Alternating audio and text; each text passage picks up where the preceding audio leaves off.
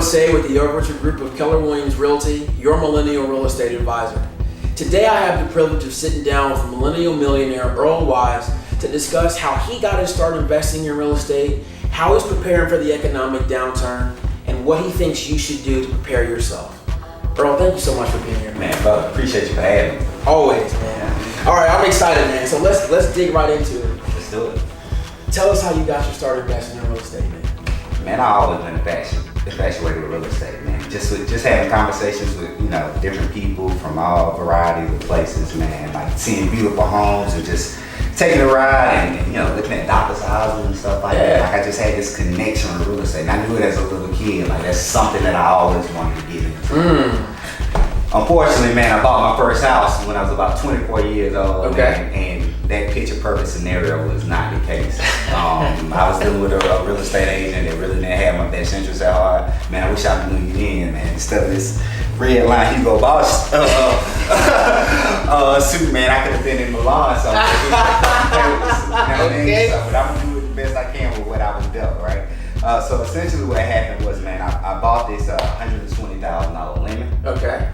And half-ass inspection. Like I said, working with a real estate agent who didn't have my best interests at heart. The house flooded the first day I had it. And the air conditioning didn't work. The furnace broke on me, and I was like, man. And then I was in a location that I didn't like. Didn't meet my needs. So I was like, man, I can't stay here. So about three months in, man, I put the house up for rent. Put a tenant in there. The first person who dropped me 2 months of rent cash, I let them in there. And of course, as we know, and so seasoned investors, they didn't work out right. So I actually put another tenant in, had to evict her as well, and I failed miserably as a landlord. So essentially what I said, to myself, I said, man, I gotta get rid of this thing. So I ended up finding a VA couple who wanted to buy the house full price, but I had to get the house up in perfect condition. Yeah. And it was so far from perfect condition, man. I didn't know what to do. I was looking around for contractors. I called my good buddy Jonas. The Jonas, man, I know you do renovations on, rental property stuff like that. He got a contact for me, so I met this guy. He got it up to standards. I ended up selling it, making $20,000. Wow. $20,000 on that limit house. So let me get this straight. So you bought a limit and still found a way to make $20 grand. I did, and I was like, oh man, at the bottom of the market too, on top of everything else. So I was like, okay, this is what they do on HGTV, where I was like, I can do this for a living. So that started my career off as far as going into the investment standpoint, taking what I learned from that first house and going out there and buying other houses and flipping them. Okay, so let's backtrack because there's a lot of power in what you just said. It certainly sounds like you got a lot of knowledge from your failures, right? So if you could do anything over again starting out, what would you do? Man, contact somebody like yourself. Somebody who's an expert in the marketplace.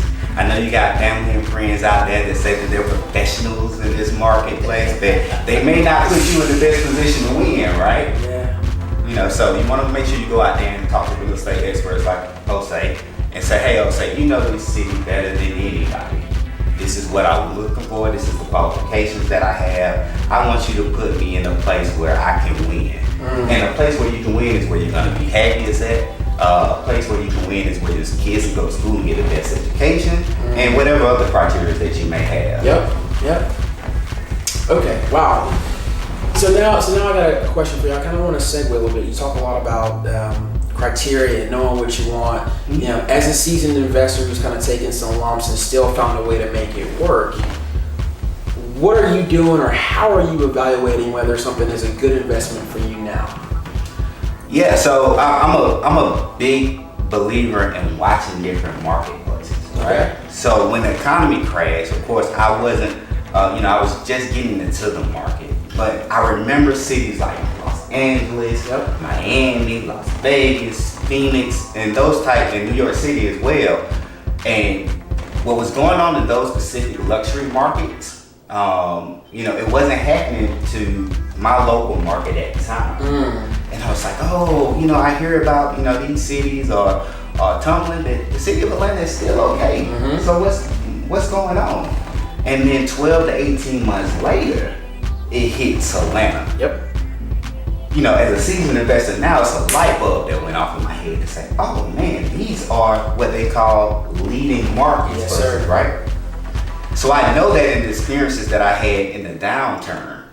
So now as a seasoned investor 10 years later, I'm looking for those markets to give me insight on what's gonna happen in the future. Yep. Right? Yep. So now I'm looking at those cities, Miami, Los Angeles, New York, to say, hey, what's going on today? Yep. To be able to position myself to win as a seasoned investor now.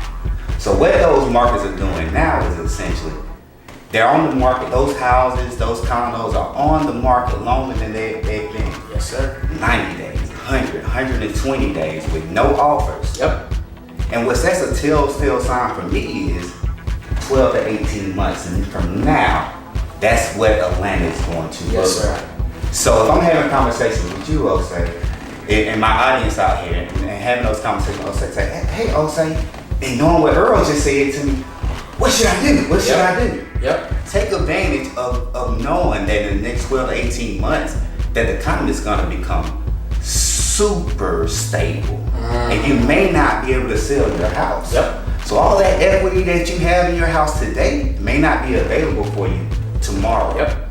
So call Osei and make sure that you strategize to be able to sell your house, Yep.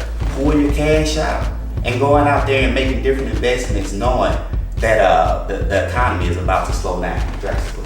So because I know you well, I have the luxury of knowing how you've been planning and preparing for what you just discussed, right? What are you doing to prepare for the economic downturn? And in doing that, what opportunities are you looking for and why? Absolutely. So first and foremost, it's the same thing. I'm trying to get cash heavy. And I'm trying to be patient. So what I'm doing now is, hey, it's refinancing my current homes that I own, getting longer terms, while the interest rates are still 5 to 6%. Yep. Taking all my cash down. Yep. Making sure all my other things are in order, from my personal finance to my monthly payments and things like that. Yes, sir. And I'm sitting and waiting. I'm having conversations with you. I'm having conversations with Jonas, experts in the marketplace, to say, hey, how do we position ourselves to win? Yep. Yep. All right. The second part of your question is, so what are you looking at from investment standpoints? I'm kind of all over the place because I've been seasoned, but I'm going to keep it to newcomers who may have that equity once you sell Yes, their sir. house. Thank you, sir. Yeah. And they have that money in hand. Yep. Be patient. Be patient. Take that money out and wait. Have those conversations. What you want to look at are different opportunities where you can make at least $1,000 a month. I don't invest unless I can get $1,000 a month. And essentially what you want to do is look at opportunities where it's $50,000 per door if you're looking at investing into multifamilies. So let's say, for example, in a duplex. A duplex is 2 doors. That's $100,000. That's $50,000 per door. If you buy a duplex at $100,000 a door, Yep. you put about $15,000 into it, $25,000 down on the loan. Yep. That will net you $1,000 a month. So when I look at my criteria in investing into 20 units or 10 units or 25 units, my number doesn't change. It needs to be $50,000 a door. That's awesome, man. Yeah. So let me back up, because you talk a lot about the power of what $1,000 can do for you. And kind of before I get into that, you mentioned having the money for down payment and having renovation costs, right? So essentially, you're looking at, for every $40,000 you spend, right, $25,000 down. If it's a duplex, then $15,000 to renovate each side, which totals $40,000. For every $40,000 you spend, you need to net a minimum of $1,000 per month. Absolutely. Wow. Absolutely. That's all. I hope y'all caught that. If you didn't, please rewind it and watch it again and write that down, because that is so powerful. It will change your life. Wow. And I know plenty of millennials, you know, who bought at the right time, who had $80,000, $120,000 in equity within their current residence. Yep. So let's do the math. $40,000 is $1,000 a month. $80,000 is $2,000 a month. $120,000 is $3,000 a month. That you can pull out your house and invest in the marketplace to make $3,000, $2,000, $1,000 a month. To me, that's life-changing money. Let's just get to $1,000 a month. But those numbers get kind of crazy when you think about 40, 800. Most people can't really wrap their mind around those types of numbers. But let's talk about what $1,000 a month does for you, right? $1,000 a month, if you got kids, right?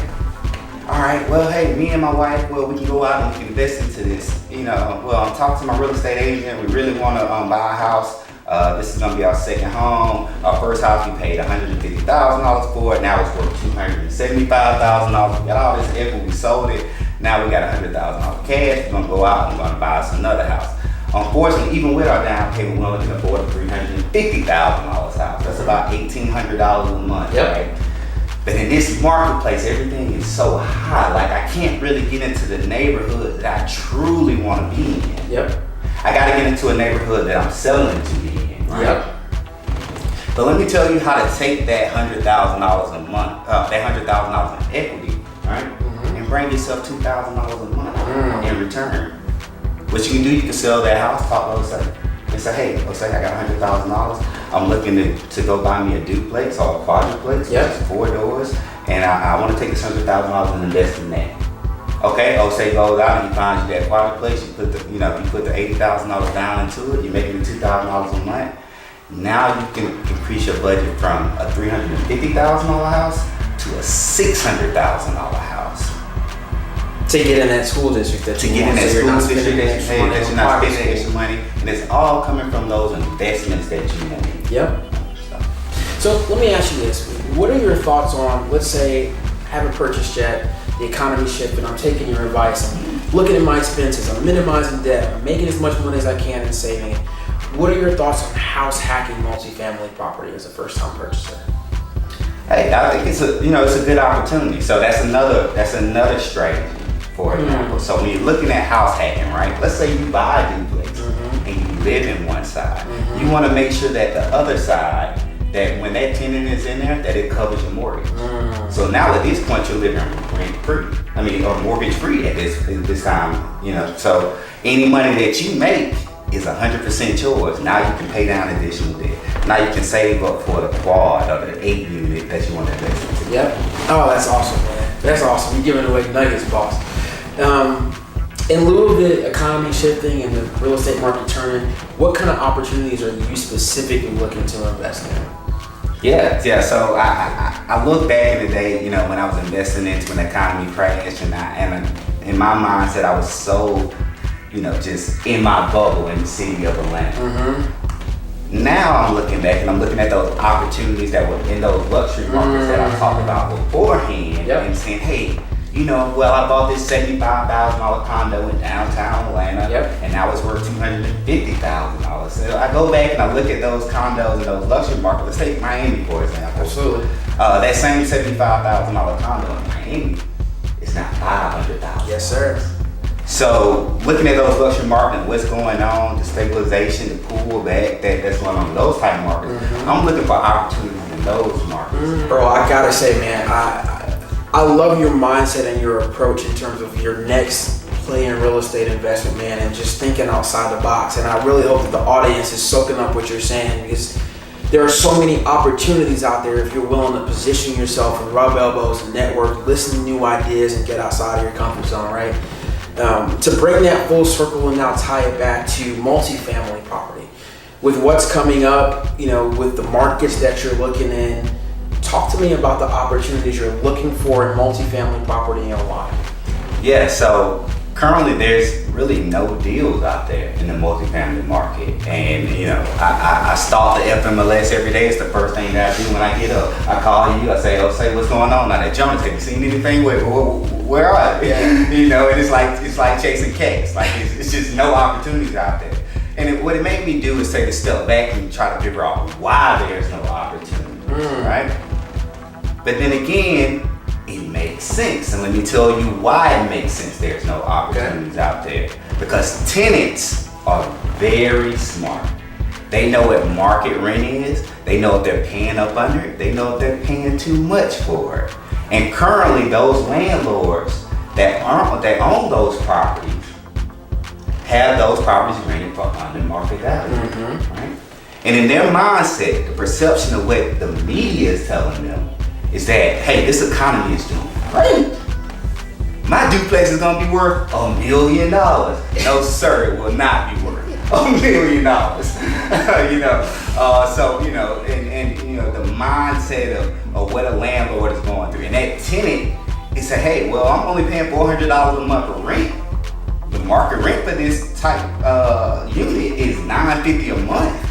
if my faucet doesn't turn correctly and the water doesn't get as hot as I wanted it to get, I'm not gonna call my landlord because he might ask me to bump up my rent. Yep. Right? So coming forward, what's gonna happen, the perception of what's going on in the marketplace is gonna change in the mind of a landlord. Oh man, the economy is slowing down. And it's gonna happen because our market is 12 to 18 months behind those luxury markets that I just talked about. Yep. You're gonna start hearing more about that in the news. Yep. The landlords are hearing the same thing. The tenants are hearing the same thing. Yep. And at this point, the landlord is gonna say, oh, before I lose this $1 million position I have in my multifamily, let me get rid of it. Yes, sir. All right? And it's gonna be too late because they're not thinking about what the market is gonna look like 6 to 12 to 18 months from now. Absolutely. Right? Yep. So with this conversation that we having and having real estate agents like yourself to consult us through this, we can prepare because with that time gap, Yep. it's opportunity. Yep. And that's what I'm looking for. That opportunity. Now those mailers, those wholesalers that I've been working with, all of a sudden the phone is ringing. But guess what? That price that I'm offering, that $50,000 a door we talked about, is no longer $50,000 a door. Now it's 35. And that's where you make your money. Absolutely. Absolutely. Man, if you I really hope that you're soaking this in because what he's telling you right now will change your financial future. Wow, Earl. Thank you so much for dropping that information. No, man, I appreciate it, man. Hey, it ain't no fun unless we all get some, right? That's just how we roll, right? To wrap things up, where can the audience go to learn more about you, potentially share opportunities in real estate with you, and just kind of follow your path in real estate investing? Yeah, I'm on Instagram, Facebook. Also, I have a group me chat as well. Okay. You also can call me or email me. Awesome, man. Thank you so much for your time, Earl. Thank you for sharing your insight, man. I really appreciate it. Nah, I appreciate you. Listen, can't say enough.